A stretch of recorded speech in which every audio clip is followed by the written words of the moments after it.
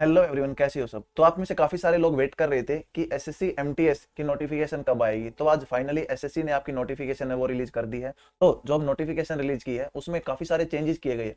पहले आपका एग्जाम होता था, आपको क्या एग्जाम होता था, आप मैथ इंग्लिश रीजनिंग और जीके आपके प्री में आते थे। फिर आपका एक डिस्क्रिप्टिव होता था जो कि आपका क्वालिफाई इन नेचर होता था।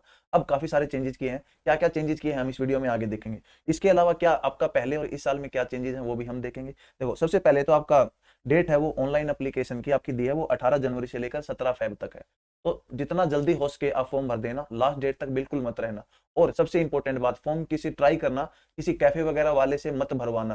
क्योंकि अभी भी जो आपका एग्जाम हुआ था काफी सारे लोगों के साथ ये प्रॉब्लम हुई थी कि फोटो उन्होंने किसी और की जगह दूसरों की लगा दी, या फिर आपकी पेमेंट नहीं की लास्ट डे पे, या फिर ऐसे बहुत सारी प्रॉब्लम हुई थी। तो कोशिश करना किसी से पूछ के आप खुद ही ट्राई करो। और जो फोटो वगैरह जैसा उन्होंने बोल रखा है, पहला स्पेक्स का यूज नहीं करना है आपको। ऐसे टेढ़ा मेढ़ा कहीं भी देख के आपको ऐसे फोटो नहीं उतरवाना है, सिंपल आपको फोटो उतरवाना है। और रही बात डेट की, और फोटो आपको आगे दे रखा है कि कितने महीने पुराना होना चाहिए, 3 महीने पुराना होना चाहिए डेट ऑफ नोटिफिकेशन से। और नीचे काफी सारों का ये भी डाउट रहता है कि उसके नीचे डेट लिखे या ना लिखे। ऐसा एसएससी ने कभी नहीं बोला आप डेट लिखो या ना लिखो, वो आपकी मर्जी है। कई बार बच्चे क्या करते हैं, पुराने फोटो में नई डेट लगा के उसको लगा देते हैं। देखो, अब आपका जो एग्जाम शेड्यूल्ड हुआ है, अब वो हुआ है आपका अप्रैल 23 में। तो यदि अपन मान के चलें अपने पास 3 से 4 महीने हैं तैयारी के लिए, और इसका जो लेवल आपका रहेगा वो 10th तक रहेगा। यानी यदि आपकी 10th मिनिमम जो इसमें रिक्वायरमेंट है वो 10th है, यदि आपने 10th कर रखी है तो आप एलिजिबल हो फॉर्म भरने के लिए। यदि अपन वैकेंसी की बात करें तो एमटीएस की लगभग आपकी 11,000 के आसपास वैकेंसी है, 10,880 अप्रोक्सीमेट है, आगे बढ़ सकती है। और जो हवलदार है वो आपके सीबीआईसी और सीबीएन यानी नारकोटिक्स की बात करो, नारकोटिक्स डिपार्टमेंट और आपका एक्साइज डिपार्टमेंट, उसमें हवलदार है वो 529 है। अब आगे क्या कह रहा है, देखो आगे अपन इंपॉर्टेंट पॉइंट देखते हैं। एज लिमिट क्या है आपकी। देखो, एज लिमिट इन्होंने दो भागों में डिवाइड किया, 18 से 25 और 18 से 27। जो 18 से 25 है वो आपकी एमटीएस और हवलदार जो कि आपके नार्कोटिक्स में है उसमें तो 18 से 25 है, और हवलदार आपका जो एक्साइज में है उसके लिए आपकी 27 साल, और एमटीएस की कुछ पोस्ट है उनके लिए भी आपकी 27 साल की गई है एज। फिर आपका एज रिलैक्सेशन है, यदि आप SC ST हो तो 5 साल, ओबीसी 3 साल। और हाँ, सर्टिफिकेट की बात, अब की बार क्या चेंजेस किया है कि जो भी आपका डॉक्यूमेंट वेरिफिकेशन होगा, पहले एसएससी करवाती थी, अब की बार एसएससी नहीं करवाएगी। डॉक्यूमेंट वेरिफिकेशन आपका यूजर डिपार्टमेंट करवाएगा। तो यदि आपके पास वैलिड सर्टिफिकेट है तो ही आप उसको भरना। मान लो ओबीसी का सर्टिफिकेट आपके पास नहीं है और आपने यहाँ भर दिया कि बाद में बनवा लेंगे, तो हो सकता है यूजर डिपार्टमेंट आपको एक्सेप्ट ना करे। क्योंकि पहले अपने पास एसएससी में ऑप्शन होता था कि अपन आपका क्या है वो प्रोविजनली आपको दे देता था, लेकिन अब की बार क्या होगा, प्रोविजनली एक्सेप्टेड नहीं होगा। यूजर डिपार्टमेंट हो सकता है आपका आपको वहां से बाहर ही कर दे। तो इस बात का ध्यान रखना है, यदि नहीं बनवाया है तो क्लोजिंग डेट से पहले बनवा के आप फॉर्म अप्लाई कर देना। नेक्स्ट कह रहा है आपका, देखो ये कह रहा है इसेंशियल क्वालिफिकेशन, वो मैंने बता दिया आपकी 10th है, 10th तक ही सब कुछ रहेगा। अब ये कह रहा है, देखो ये कह रहा है फोटोग्राफ है आपका वो 3 मंथ से ज्यादा पुराना नहीं होना चाहिए डेट ऑफ पब्लिकेशन। यानी डेट ऑफ पब्लिकेशन आपकी आज है तो आज से 3 महीने के अंदर आपका फोटो होना चाहिए, या फिर आप आज ही फोटो उतरवा लो, या फिर जब भी आपका एग्जाम है या जब भी फॉर्म भर रहे हो उससे 3-4 दिन पहले उतरवा लो, इससे कोई फर्क नहीं पड़ेगा आपका। यानी इनका कहने का मतलब है भी आप ज्यादा पुराना फोटो मत लगाना ताकि आपको पहचानने में कोई प्रॉब्लम ना हो बाद में। नेक्स्ट है फीस, वही आपकी 100 रुपीज रखी है। वुमेन वगैरह के लिए आपकी कोई फीस नहीं है। नेक्स्ट है, देखो कंप्यूटर बेस्ड एग्जामिनेशन होगा। अब की बार क्या क्या उन्होंने चेंजेस किए हैं, जो आपके चेंजेस हैं वो ये किए हैं। अब पहले आपका क्या होता था, 4 सब्जेक्ट आते थे, अब उन 4 सब्जेक्ट को इन्होंने 2 सेशंस में डिवाइड कर दिया। जो पहला सेशन है वो आपका मैथ और रीजनिंग का है, जिसमें आपके 20-20 क्वेश्चन आएंगे, और उन 20-20 क्वेश्चन में आपकी कोई भी नेगेटिव मार्किंग नहीं है। आप 20 के 20 करके आओ, 20 मैथ के 20 रीजनिंग के, यानी अपन इसमें तुक्के ले सकते हैं। जिसके लिए आपके टाइम है वो 60-60, जो आपका जो मार्क्स है वो 60-60 रखे गए हैं। और 45 मिनट आपको टाइम दिया गया है। 20 क्वेश्चन टोटल 40 क्वेश्चन आपको 45 मिनट में करने हैं। उसके बाद जो सेशन 2 है उसमें आपका जीके और इंग्लिश रखी गई है, जिसके 25-25 क्वेश्चन है, और वही 3 नंबर का आपका एक क्वेश्चन है।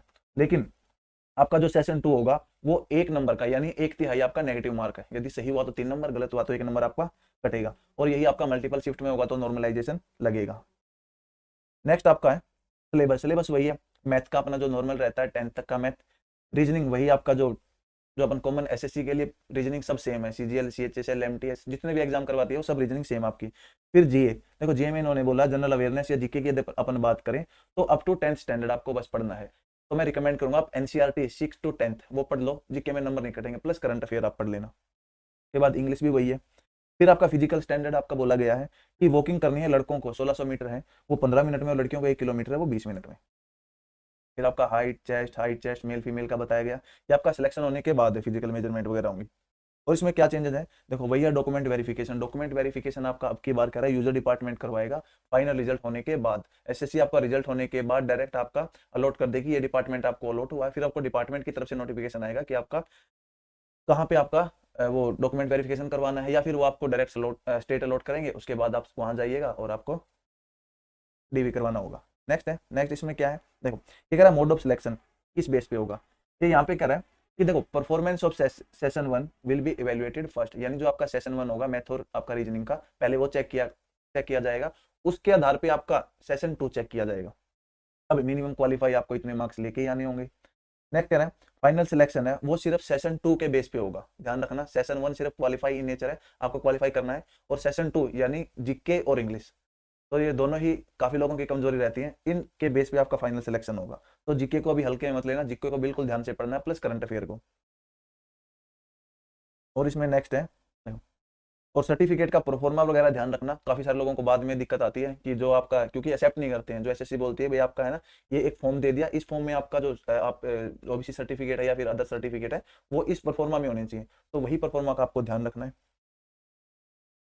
नेक्स्ट आपको एसएससी ने पूरा बता रखा है कि कैसे कैसे डिटेल आपको फिल करनी है, ये पूरा आपको बता ही रखा है, सैंपल नेम यहाँ रखना, ग्रेजुएशन यहाँ, तो आपको किसी भी जो कैफे वाले हैं उनके पास जाने की कोई जरूरत नहीं है, क्योंकि देखो यदि आप जा भी रहे हो तो आप उसके बिल्कुल पास बैठ के आपको अपना फॉर्म भरवाना है, क्योंकि पिछले साल काफी सारे लोगों के साथ ये प्रॉब्लम हुई थी। नेक्स्ट आपका ये ऐसे बता रखा है कि फोटो देखो एक्सेप्टेबल फोटो किस टाइप का है, टेढ़ा नहीं होना चाहिए, कटा नहीं होना चाहिए, ब्लैक एंड व्हाइट नहीं होना चाहिए, उल्टा नहीं होना चाहिए, साइज छोटा नहीं होना चाहिए, चश्मों के साथ नहीं होना चाहिए। नेक्स्ट है फिर आपके कुछ सर्टिफिकेट वगैरह दे रखे हैं जो भी आपको सबमिट करने हैं बाद में, जब भी आपका डीवी वगैरह होगा वो बुलाएंगे आपको। ये SC ST सर्टिफिकेट है, एक्स सर्विसमैन की अंडरटेकिंग है,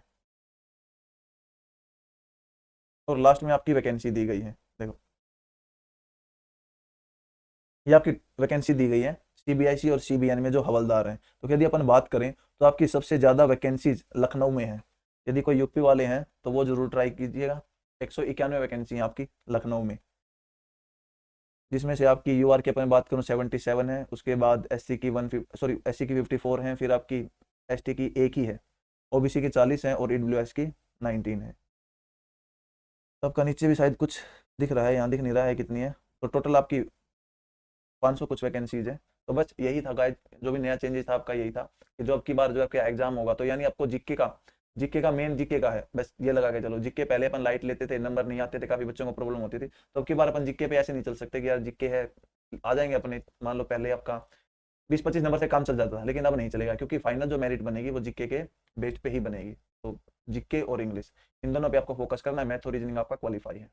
तो इस वीडियो में इतना रखते हैं, बाकी हम करेंगे नेक्स्ट वीडियो में। यदि आपको कोई डाउट है फॉर्म के रिगार्डिंग तो आप टेलीग्राम चैनल से जुड़ जाना, या फिर आप यूट्यूब पे मैसेज कर देना, जो भी आपकी क्वेरी रहेगी वो आपको रिजोल्व कर दी जाएगी। तो मिलते हैं नेक्स्ट वीडियो में।